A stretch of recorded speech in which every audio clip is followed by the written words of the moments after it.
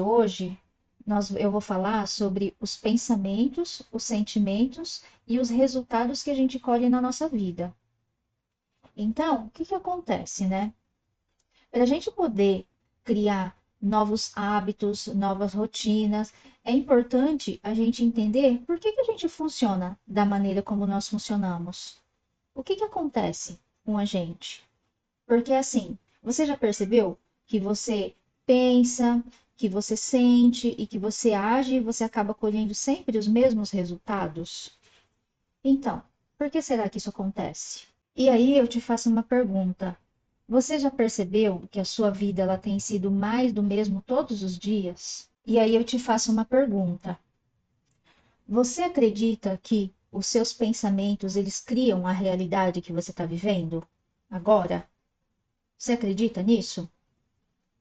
Pois então, você sabia que nós temos de 60 a 70 mil pensamentos por dia e que 90% desses pensamentos, eles são os mesmos do que nós pensamos no dia anterior? Então, quer dizer, ontem eu tive 60 a 70 mil pensamentos. E aí, hoje, eu repliquei esses sentimentos, esses pensamentos. Você tem noção do que é isso? E você tá vendo, tá conseguindo conectar a importância disso? O porquê que você quer mudar, você se esforça, tal. No começo você tá empolgado, empolgada. Só que aí, de repente, nossa, não faz mais sentido. Não quero mais. Por quê? É muito forte os pensamentos que as crenças que você gerou lá quando você era criança, e aí você vem trazendo e você vem replicando. Porque para pensar, toda essa quantidade de pensamentos e 90% desses pensamentos você fica ali, reforçando, reforçando. Imagina como que isso está forte dentro de você? E aí a gente vive nesse ciclo de pensamento, que aí esses pensamentos eles geram as nossas escolhas, que geram os nossos comportamentos, que geram os resultados e as emoções. E aí esse ciclo ele cria a sua realidade. E para piorar, o que que acontece? Nós ficamos viciados nesses comportamentos. Por quê? Você automatizar o comportamento faz com que você gaste menos energia. E o que o corpo mais quer, assim, é economizar energia. Então, tem um motivo para que isso aconteça. Mas, às vezes, vamos supor, quando você era criança e você tem o TDAH, mas você na época não sabia, você estava lá na escola e estava difícil, às vezes, para você aprender uma matéria.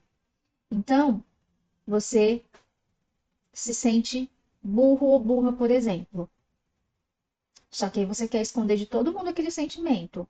Você quer abafar aquilo, você não quer nem hum, saber se. Você não quer nem ter consciência desse sentimento. E aí você fica disfarçando para as pessoas. Você tá ali na aula, faz de conta que tá entendendo, aí você disfarça para os coleguinhas, aí tira a nota baixa, esconde, fica ali, tenta disfarçar o máximo possível. Então, o que que acontece? Aí você pensa com você, não, eu sou burro, eu sou burra. E aí você vem para a vida adulta e com esse pensamento. Mas olha só, quantas vezes você reforçou esse sentimento dentro de você? E aí o que que acontece? Você vai lá para sua vida adulta e aí você chega em um trabalho, em um estágio, e você leva esse mesmo sentimento. Porque isso daí começa a fazer parte da sua personalidade. Só que isso não é a realidade. Simplesmente foi uma questão lá na escola, de matérias que você não se dava bem, mas isso daí não quer dizer que você é uma pessoa burra. Então, assim, nós que temos TDAH, é muito complicado, porque o TDAH, nós já nascemos com um transtorno. E aí a gente passa a fase mais importante, que é a nossa fase de desenvolvimento, sem ter consciência do transtorno, na maioria das vezes, né? E sem saber que nós temos, e sem saber como que nós funcionamos. E aí, nesse meio tempo, É muita crença limitante que acaba sendo gerado. Então, você está conseguindo entender a gravidade disso? E aí, junta que nós temos muitos pensamentos por dia, de 60 a 70 mil, e aí a gente fica repetindo esses pensamentos. Só que assim, a gente não tem consciência de quase nada desses pensamentos, que é impossível você lembrar dos 60 a 70 mil pensamentos que você teve por dia, certo? Então, nós não temos consciência. E aí, imagina o que vai virando a sua vida se você não começa a se educar novamente. Então, para você poder criar uma nova realidade, uma nova vida, você precisa mudar os seus pensamentos.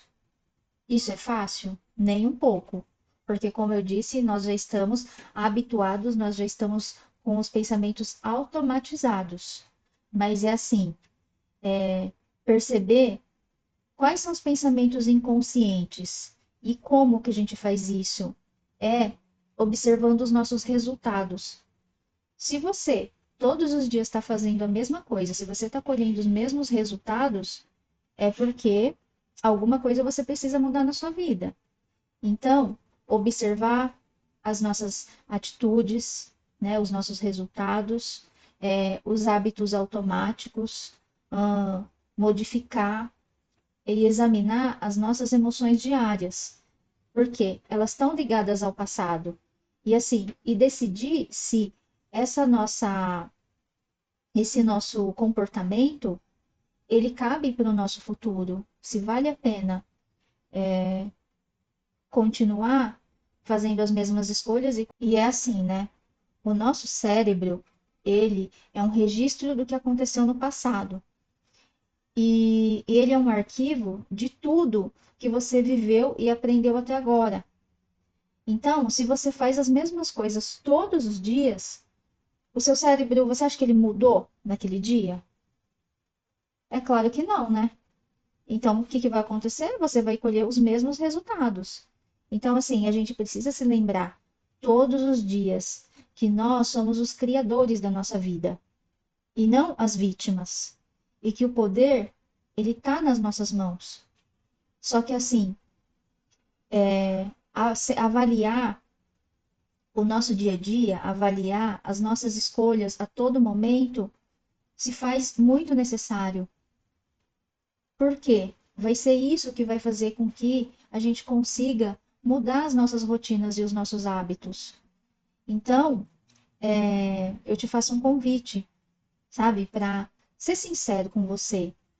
Eu sei que saber é difícil. É duro você ter que ver certas coisas, certos comportamentos, não alimentar eles.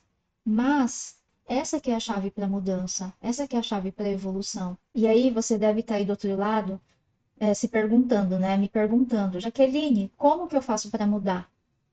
E o que que acontece? Nós temos um potencial muito grande. E como que acontece isso? É através da neuroplasticidade. Todos os dias, nós temos bilhões de sinapses, de conexões neuronais aqui, ó, dentro do nosso cérebro, favorecendo a essa mudança. Então, quanto antes você começar a se psicoeducar, né, ir atrás de informações, se entender o que que acontece com você, entender, lidar, se colocar no desconforto, né, sentir o que você sente. Então, a partir do momento que você começar a se investigar, você vai começar a gerar essas novas conexões neurais. E isso se dá através da psicoeducação, que é o que vocês estão fazendo aqui, vocês estão aprendendo, e através do dia a dia.